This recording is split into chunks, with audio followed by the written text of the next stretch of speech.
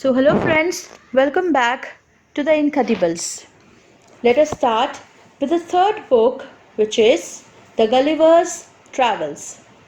Gulliver's Travels is about the sea voyages of Lemuel Gulliver, who was a surgeon and then a captain of several ships.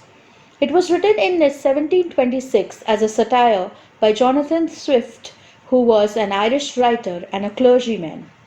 Gulliver's Travels are described in four books, with Book 1 being the most acclaimed and studied. In this video, I will be summarizing Book 1 thoroughly. So get ready for some adventure, fun, and lots of imagination, folks.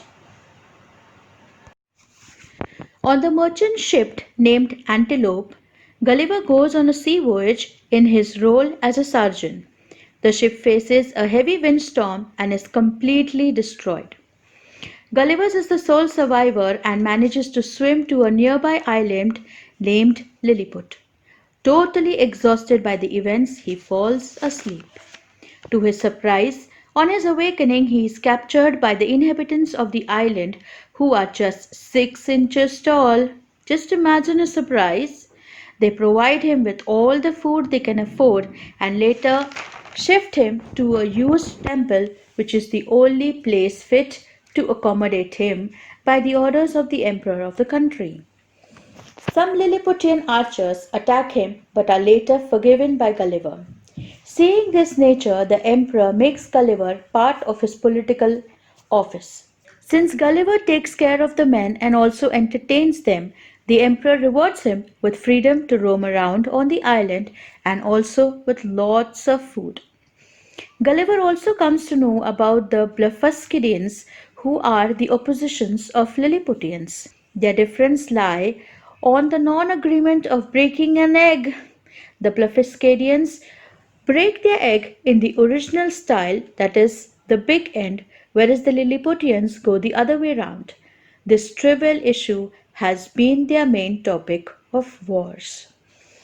Gulliver saves the Lilliputians from one such war and is rewarded with the title of Nardik. However, he refuses to plan to destroy the Blefuscudians completely when ordered by the emperor.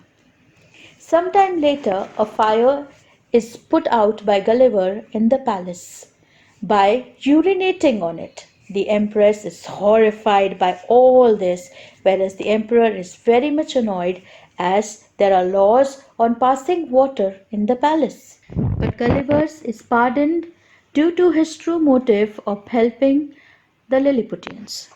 But later, slowly the people, also his so-called friends, are jealous of the favors Gulliver enjoys and scheme against him with all the different charges of their kingdom and also are successful in winning the emperor to their side.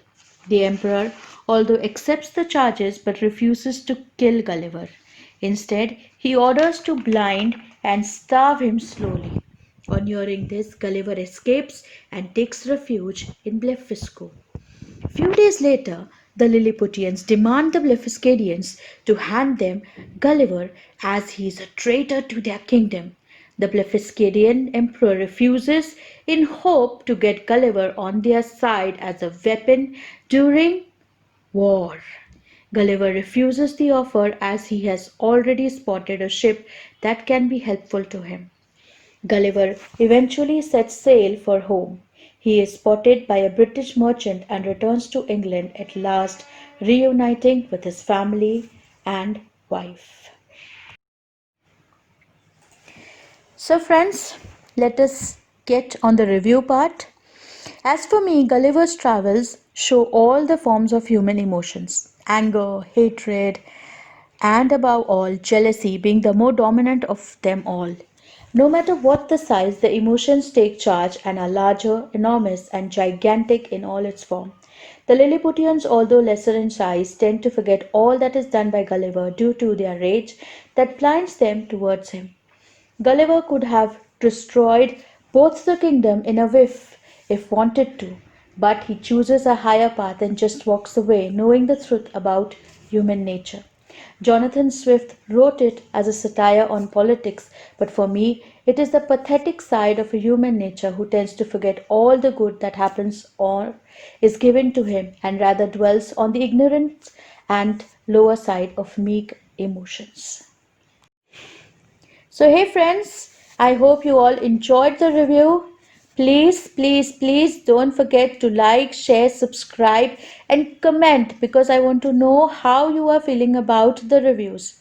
And thank you all for the unconditional love that you all are giving us.